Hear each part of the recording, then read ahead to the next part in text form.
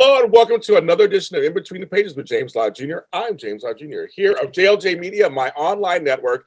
And one of the things that I do is I talk to authors of very interesting books that are out there available to the public.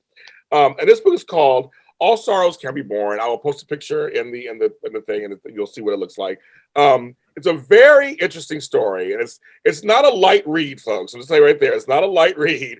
There's all kinds of twists and turns and betrayal and love and loss and reuniting, and even I felt a little bit of hope at the end. So this book is really good. I read it in 2 days. It's a page turner, and it's set. I'll read the thing to you. It's inspired by true events. It's a story of Noriko Ito, a Japanese woman faced with these very crazy circumstances that I couldn't imagine. I have kids and grand. I couldn't imagine. That forced her to give her son to save her husband. There's a whole thing about that, about him getting sick, and it's set in Hiroshima, Osaka, and the badlands of eastern Montana. So it spans 2 continents at different time periods, and it spans the start of World War II to 1982. That's a long span. I love that.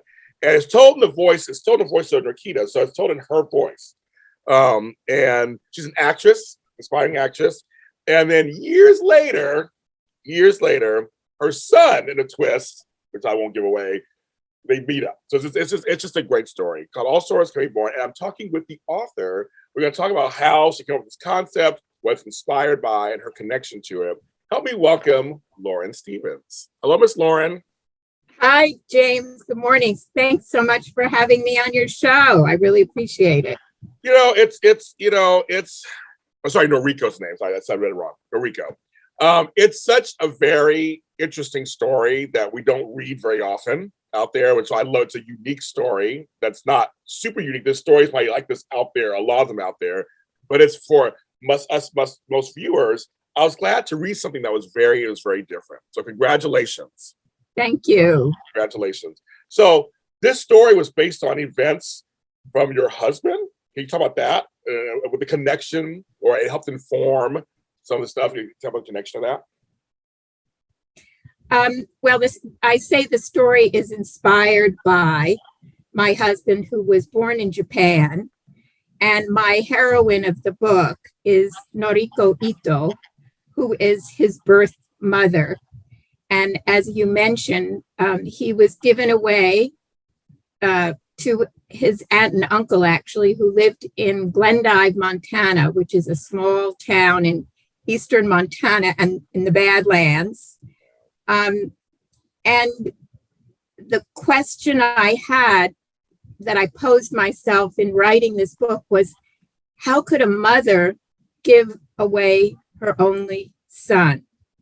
I'm a mother myself, and for any parent out there, whether father or mother, the notion of giving up your child is just so heart-wrenching.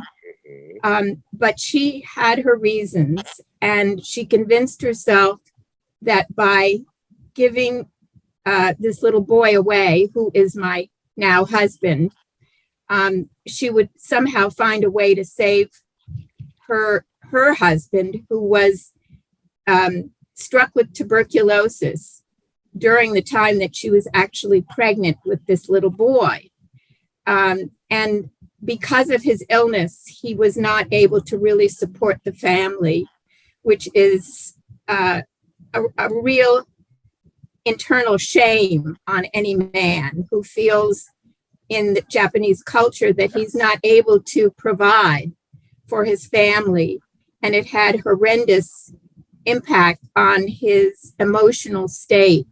That plus the fact that with tuberculosis, which I did a lot of research on, some of the drugs can have a very negative impact on your attitude and your outlook.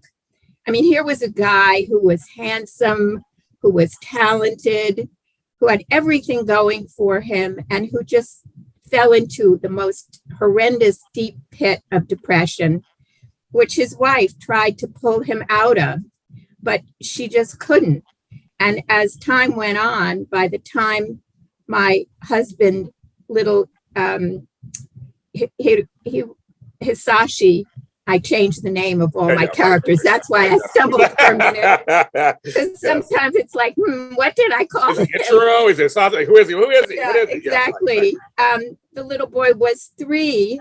He, of course, had bonded with this child tremendously. And in fact, his wife had gone to work in a tea room in Osaka to try to make ends meet.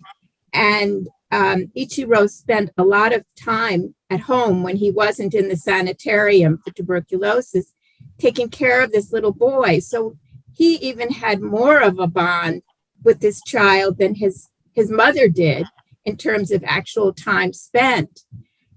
So for both of them, it was just the most wrenching experience. And the structure of the book, I open it with the departure, with the moment when they're at the hotel in Tokyo and they take the train to the airport, Haneda Airport, and then Ichiro and Noriko watch as this little boy is taken down the ramp by the stewardess. And of course, Noriko yells, "Please take care of my little boy." And then he flies all by himself, alone, to America to be picked up by his new parents in San Francisco. He doesn't speak any English. And his mother, his adoptive mother, does speak Japanese because she was born in Osaka, but his adoptive father is Japanese American and didn't speak a word of Japanese. And of course, they immediately try and make him blend in. They change his name from Hisashi to Dwight. And they picked the name because of Dwight D. Eisenhower. They thought that was a very good, very typical name that would bless him with a profitable and exciting, future. And at the same time, there is Noriko and Ichiro just trying to find a way to recover from this horrific separation, which they don't. I mean, this doesn't turn out to be a solution to a temporary problem, because in most cases, people do recover from tuberculosis over time, especially when some of the stress and strain of life is lifted. As with any illness, part of it has to do with stress. If you're under a tremendous amount of stress, it's a lot harder for the body to heal. So I don't know if I give the spoiler alert of what happens to Ichiro. But just say that you didn't say exactly what. If something read the book, you didn't say exactly what happened. Okay, so 6 months after the separation, Ichiro dies anyway, and Noriko is left. Now she's both childless and a widow, and she has to spend the next 18 years of her life separated from this little boy, except for occasional, birthday cards. And she always celebrates his birthday by lighting a candle, trying to remember. And she receives photographs of him as he grows up. But it's very different than being with your child. Yes. I'll tell you something. So, reading this book, again, I was telling her off camera that I grew up with a Japanese godfather, Shigeru Harikawa, and we're very close growing up, and their kids are my brothers and sister. We were raised this whole thing. And so when I read this book, the tone felt very authentic to me. It felt authentic to me, meaning the tone, how you wrote, how they speak, how they think, how they act. Is very authentic to my experience in a Japanese family. Now it's Japanese and Japanese American. It was both. We had they would always visit, relatives come visit. I got to see both sides of it, right? So there's a slight difference, but there's a general way they interact. You just kind of know. And one thing that struck me that was very interesting was when reading this, going, I have 2 daughters, they're grown, I have grandkids. So my thing was like, I just can't imagine. I mean, and the thing is, it's the question of, so you have this man you love. So that's there. You were first. The man was first. You love him. Then you have your child, which is your new love, so to speak, right? Yes. And that's Yes. also born out of both of you, but also literally out of you. So Yeah. that piece is what makes me fascinated, Loren. It's like that's like, so she was choosing both, I think. If I read it, if I was reading the way I was interpreting, like she was kind of choosing both by sending him off. Well, they kind of both decided at some point to send it off to his sister out there, whatever. But like it was very much like it's really tricky. It's like, was she choosing him over the child? I think not. It's not that black and white. I think she was choosing both, right?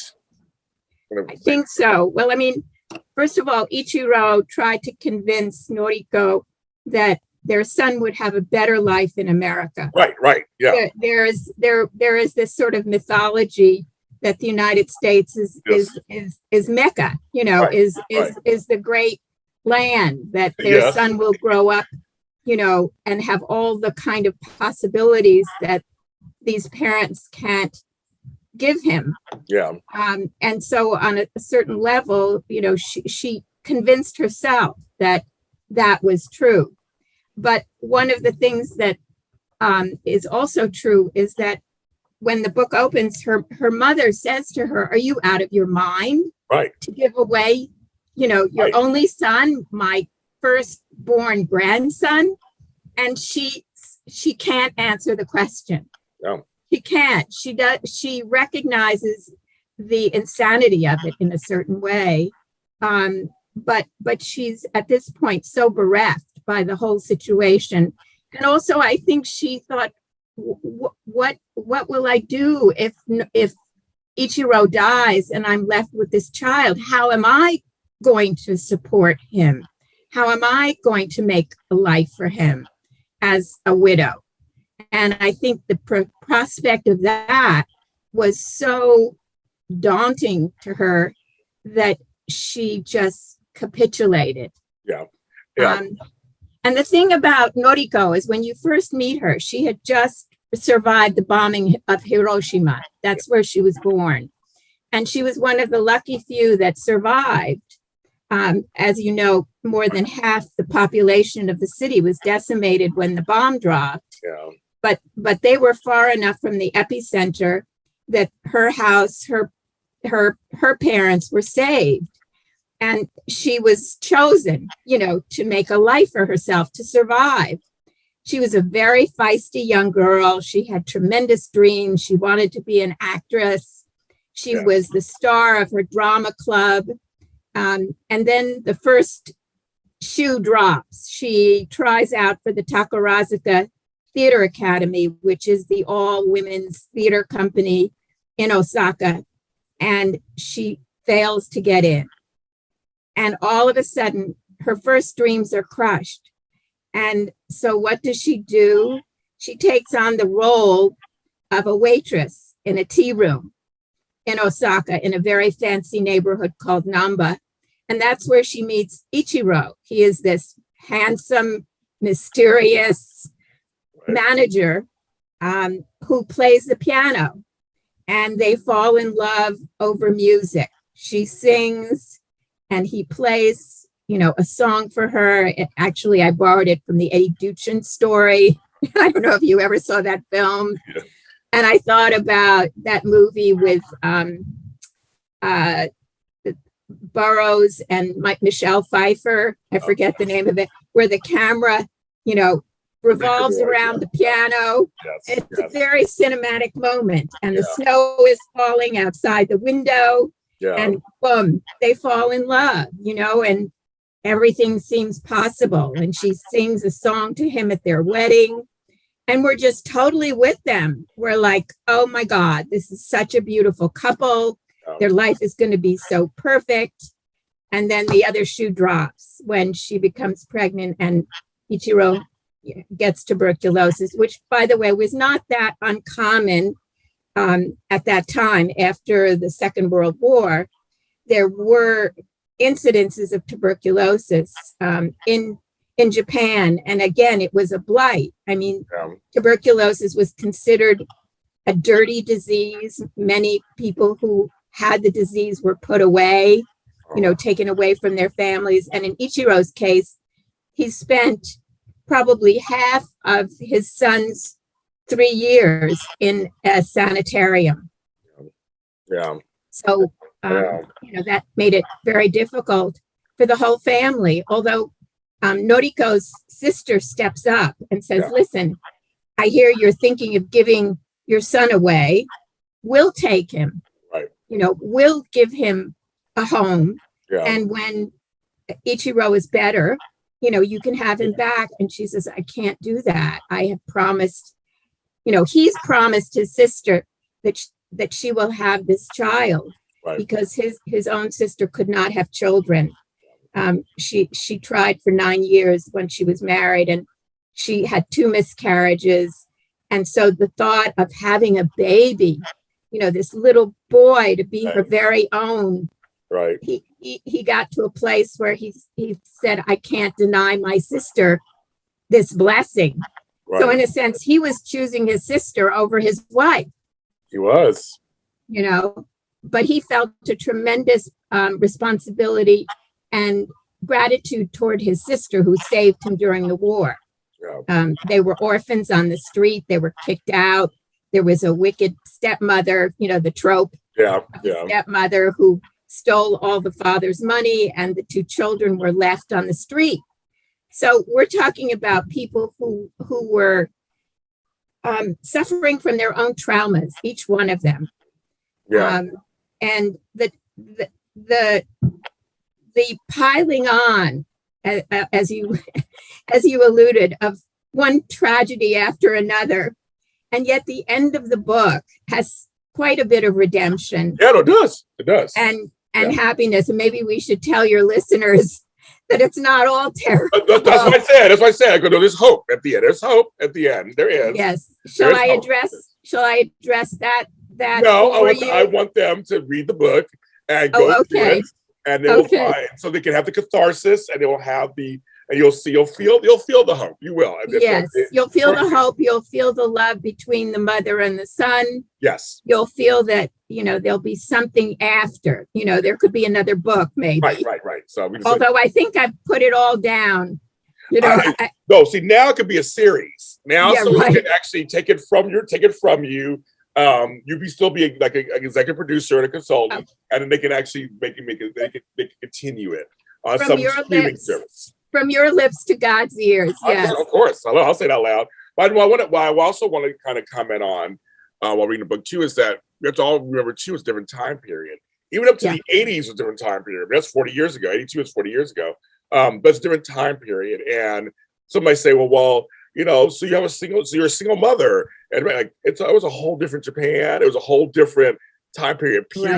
It was a whole different. Yes. And also the other thing you brought up that I want to mention too is the male aspect. It just, in many cultures, being a man, period, at that time period, there's a whole emphasis on you take care of the family. You're there for your family. But even when I was a kid, and same thing is that my father left, and I had to be the man of the house. Like, you're the man of the house. And there was always this emphasis on fulfilling that duty. So if you couldn't do that duty, whether it's right or wrong, it doesn't matter. It's still, Ichiro, I get where he was coming from. Yes. And how hard it was as a man that he couldn't step up and provide for his wife and now this child. Well, his father was a very successful executive with a steel company. And during the war, he was able to turn out steel so that the Japanese could build battleships and so on. And he was extremely wealthy until his second wife got a hold of all his money and took it. So he had an example of what it meant to be a successful man, to be an accountant, to be an executive. And all of that expectation was put on him.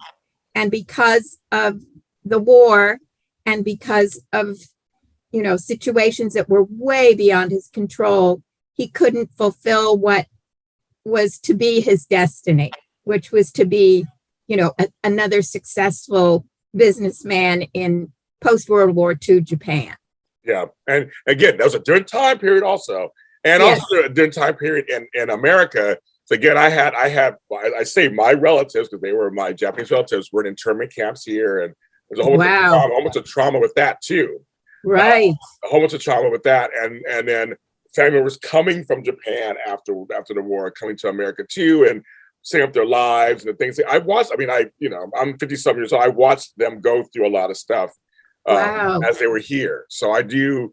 We have to remind ourselves, this is all different time periods now. Nowadays it's a little different, a little easier. It's all set up a little differently. It's a different Japan now. It's a whole different everything. But World War II Japan, or right after World War II, post World War II Japan, it was very different. And I think you capture that in the book also. I think it's the thing that's been captured in the book. It's a time capsule of sorts along the story. It's a time capsule and a story at the same time. Story. I worked very hard to bring in the historical context without making it a history book. Right. I mean, for example, JFK plays a role in the story. Right. And Edwin Reischauer. Yeah. Edwin Reischauer, who was the ambassador to Japan, who was appointed by JFK, plays a role in the story.